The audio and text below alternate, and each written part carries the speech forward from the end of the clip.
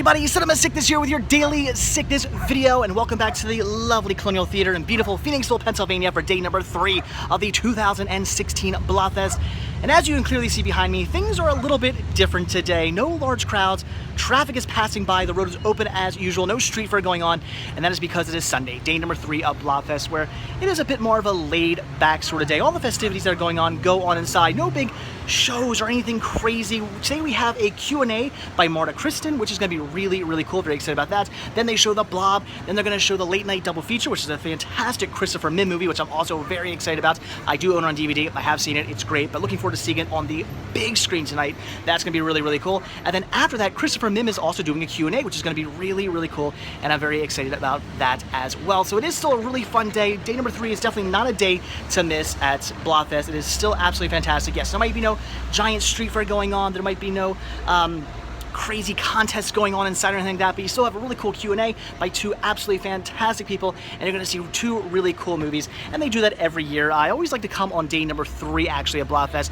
simply because they usually show the Blob with like an independent film, which I think is really cool, and I love supporting independent filmmakers, so I absolutely love coming on day number 3, and I definitely think it's a day not to miss, and it's a little bit more laid back, which I think is really cool. I like that a lot. It's more chill, again, it's more relaxed, not such huge crowds to fight through and people to deal with. It's just a nice laid-back, chill day at Blobfest, and a really nice way to kind of end things. Just a way to just kind of sit back and relax and just have fun with your last day of Blobfest. So, all right, guys, let's go inside. Let's take a look at what's going on, and let's have some fun here at our last day, sadly, our last day of the 2016 Blobfest. He's attractive to all this.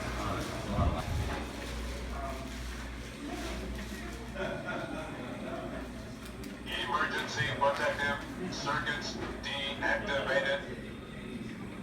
I'm going to hand this over to you, and you guys can do your Q&A. Oh, well, thank you. I want to thank everyone here.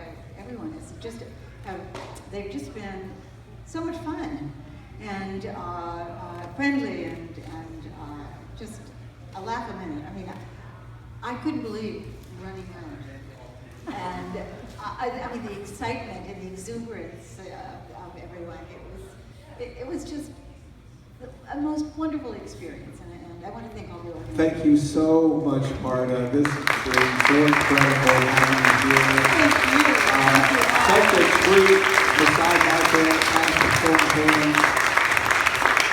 really marvelous. You just are incredibly generous and lovely and as ever, and thank you so very much. It's been my pleasure. Thank you.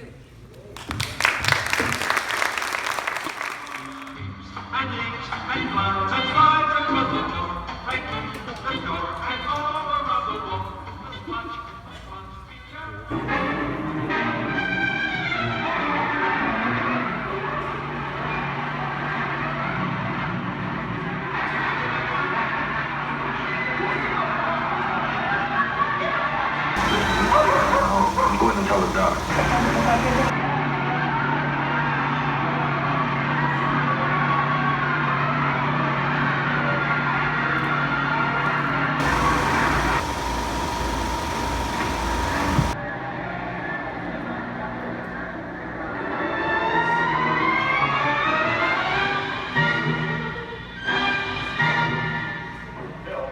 Can you move your truck over to the door and shine your big light into the market? Sure, Dave.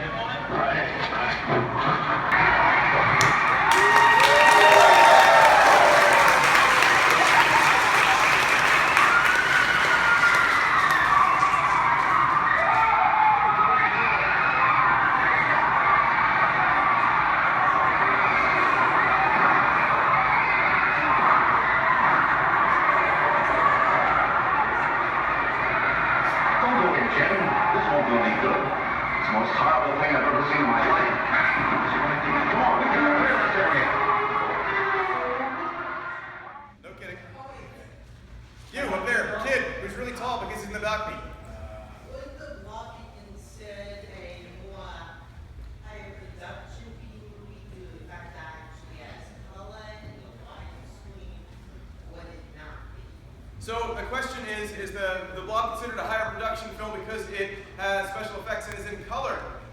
Believe it or not, Blob was not a expensive expensive film to make. It had a low budget, and they had to scrape ends of film. Their film was very expensive because they decided not to shoot in black and white. And so, as you were watching it, you might not have noticed, or maybe you have, there's not a lot of reverse shots in the Blob. So normally, if there are two people having a conversation in a film, you'll shoot it from behind one person facing the other, and then you'll do the other way, and you can cut back and forth between them as they're speaking. They really didn't do a ton of that during the Blob, and that bothered the director, Shorty Ayworth. He thought the film was paced badly because they had to go in so many long shots from behind people. Very specifically, early on, after Steve is driving backwards, and he drives along, and he catches up with the other teenagers, that entire sequence is shot from one side of the car facing the three teens with the back of Steve McQueen for like 2 minutes. There's no reverse cut of you seeing Steve McQueen's face. He's your star and being paid the most. And you don't see his face in that entire sequence, which is unthinkable in films. So next time you watch The Blob, next year, or like tonight when I go home and watch The Blob again, think about that. Watch for those lack of reverse cuts and lots of backs of the actors. Yes? What happened to the dog?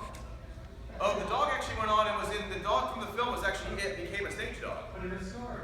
In the story, I have no idea. In my head canon, Steve and Jane get married and they find the little dog and they go on adventures hunting monsters. But I don't know how you envision their future. But the dog in the film actually went on to be a dog in many other films. And I don't know how that happens. Do you guys know about Steve McQueen's dog? He had a dog named Thor on set with him. And the set was, most of the things you see, especially outside, are on a soundstage. And they were air conditioned. And Steve didn't like that Thor was left out of the soundstage, and he wanted him to come inside where the air conditioning was.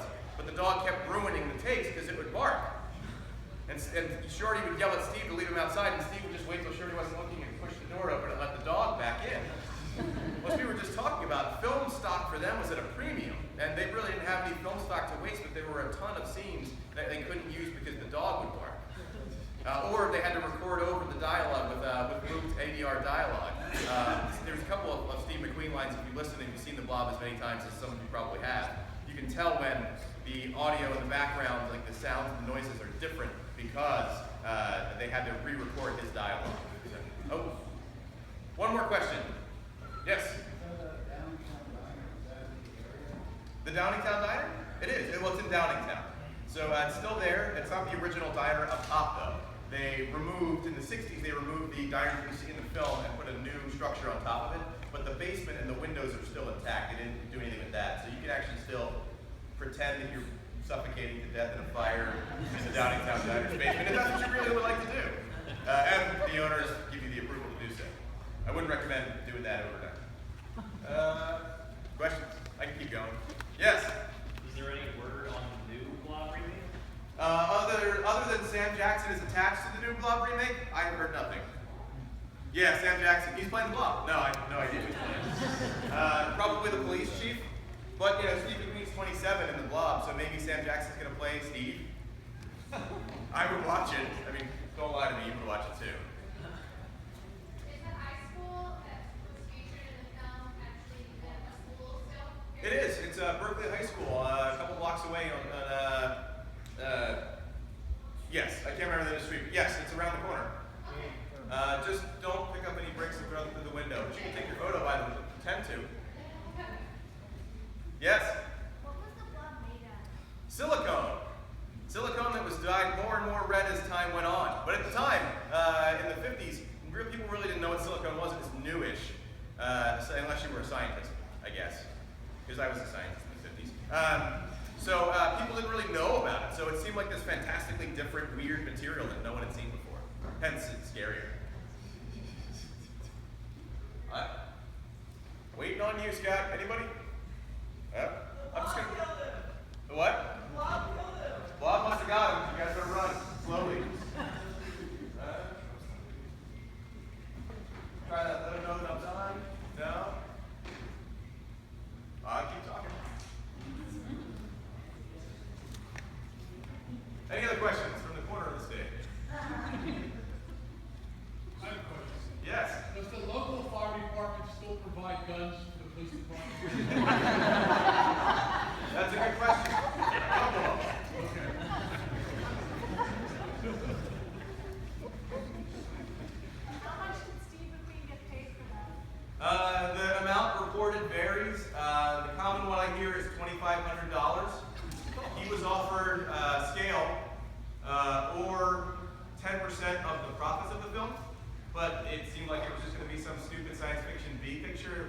legs, so he chose the upfront money because he needed to pay some bills, because he hadn't made it yet.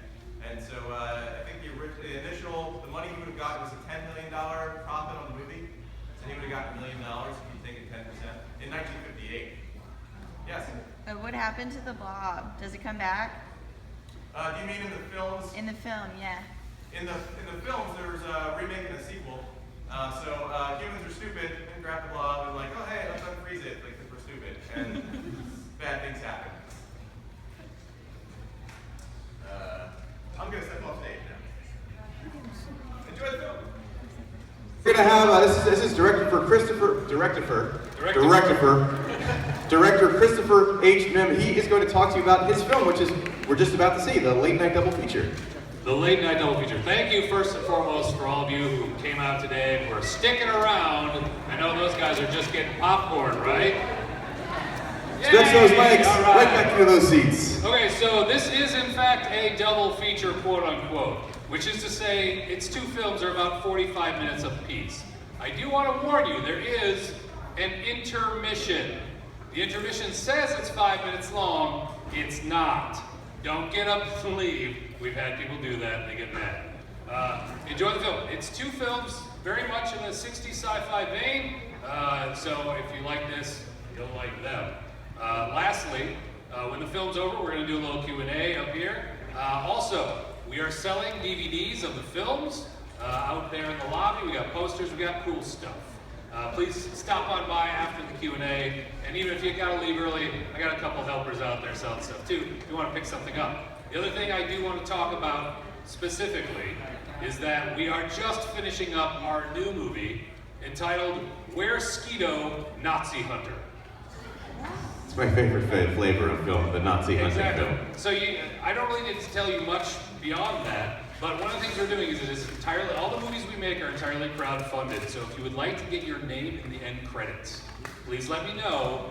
You can purchase those and you'll get a free copy of the movie. The purchase price is up. I have to hug you when you put me in the film. Sure. Yay. I'm in the film! Actually, this guy, this amazing voice. I don't know who he's talking about. Did the trailer voice for the last film I made, Danny Johnson Saves the World. Danny Johnson saves the world! Saves the world! So, you gotta check that out so you can hear his voice. Again, thank you very much. We'll get it rolling, and we'll talk to you afterwards. Right on. Round of applause for Christopher Mim. So they give you applause now, just in case they don't like the film. No.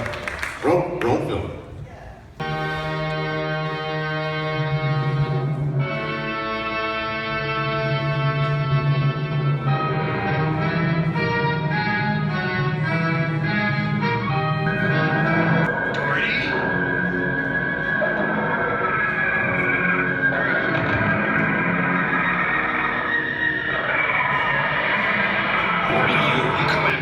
Forced to defend myself. Back off. I'm not joking. I swear I'll use this. Aw, nuts.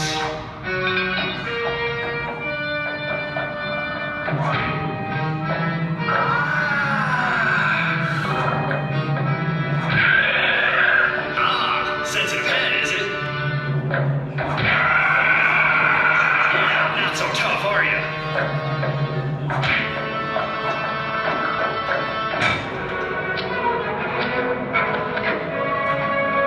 Whoa, you are strong.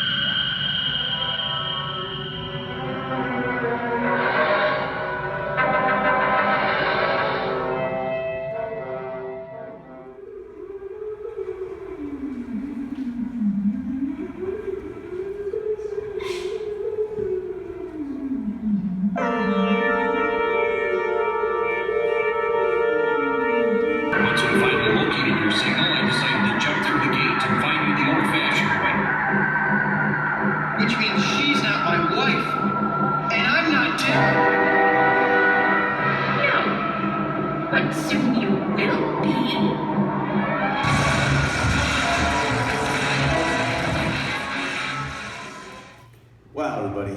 Blobfest weekend. All right. What'd you guys think?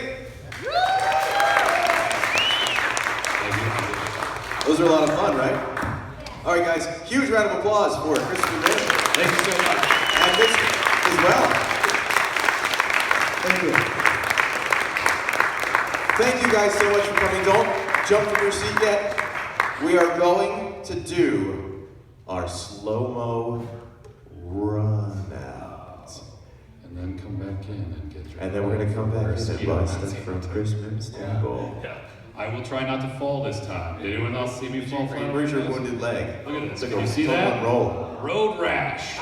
I took Mark with me, so I don't feel so bad. Run for your lives. It creeps. It crawls. It'll eat you alive.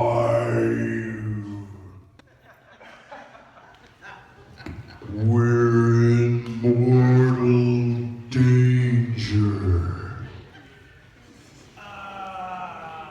The blob is your lives. Increase speed 20%, Mr. Lobo. Women and children first. Don't trip.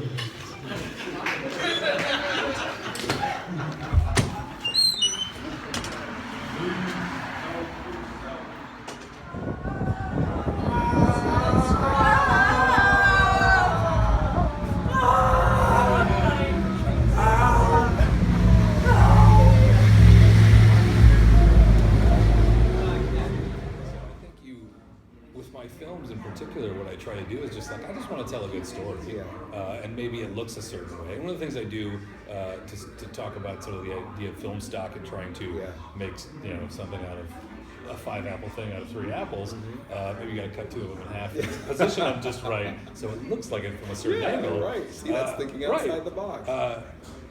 And Mark can attest this because he's been in several of them, is that I limit the number of takes people get. It's like, if you don't get it, you don't get it. We'll get it maybe eventually, and it won't be a shot on you, but we'll get it, and whatever we end up with, that's what I have to work with. Hey, Christopher Min, once again here at Blobfest 2016. He was here 2 years ago showing The Giant Spider, this year showing his late night double feature. It was absolutely fantastic. Seeing it up on the big screen, absolutely wonderful. So again, it's really cool to have you back here. Do you plan on coming back again, hopefully, maybe? Absolutely. I hope, I obviously have more films they could show that are appropriate to the I'm thinking you should come back for the next one. I'm eight years. hoping in future years they'll invite me back, and even if they don't, I'll show up and yell at them and get really belligerent and tackle people, get arrested, that kind of a thing, Well, I certainly hope you're back, because it's always a blast to come here, and I always love your show. I have to redo the run out because I fell on my face. Which I was lucky enough to catch on camera. So. And of course, next time I'll just be really slow, looking, making sure, just jogging. I did it, not fall. So I gotta come back. So where can people find all your excellent movies here? They can find them on my website at saintuphoria.com, all spelled out. If you can't remember that, go to thegiantspider.com. And I'll put a link down below in the description of this video. Yeah. Go there, pick them up. Otherwise, you can pick them up on Amazon. One of the two, other places too, but go to Saint Euphoria, buy them direct from me, because then you can get them signed. There you go. Or not, and then you put it on your blog, video blog, that it wasn't signed, and then I send you. But then he's a super nice guy and sends you another copy signed. Because I felt really bad. All right, well, took Chris. advantage of my Midwesternness. It was like, oh, he didn't send it to me signed. And it was like, oh no, I screwed up. I must send him one. All right, Chris. Well, it was actually fantastic seeing you once again. It was great that you're back here, and I hope you come back again, and hopefully we'll meet up again sometime soon. Sounds good. Yeah. See ya. Well, all right, guys. Sadly, that is it. Blobfest 2016 has come to an end. The show is over. But what a blast. What an absolutely fantastic time. But there is one last thing I have to do that I have not done yet, and that is rub the blob for good luck. Here it is, guys. You gotta rub the blob for good luck when you come to Blobfest or just the Colonial Theater in general. I will now have good luck until Blobfest 2017, which I cannot wait for. And here it is again. where the Blob attacked in 1958. Absolutely fantastic. What a great time. So again, guys, sadly, that is it. Blobfest 2016 is over. So tomorrow's video, I'll be doing a recap on the Blobfest. I'll be showing all the goodies I picked up. I did pick up some cool things while I was out and about yesterday out on the street fair. So absolutely a fantastic time. And again, that is it. So thanks for watching, guys. Thanks for joining me the last 3 days of Blobfest. Plenty more Blob stuff for you in the future. I'm going to be doing like a whole Blob week, so you got a few more days of Blob stuff coming your way. And stay tuned for that. So that is it, guys. Thanks for watching. I'll see you tomorrow. Bye.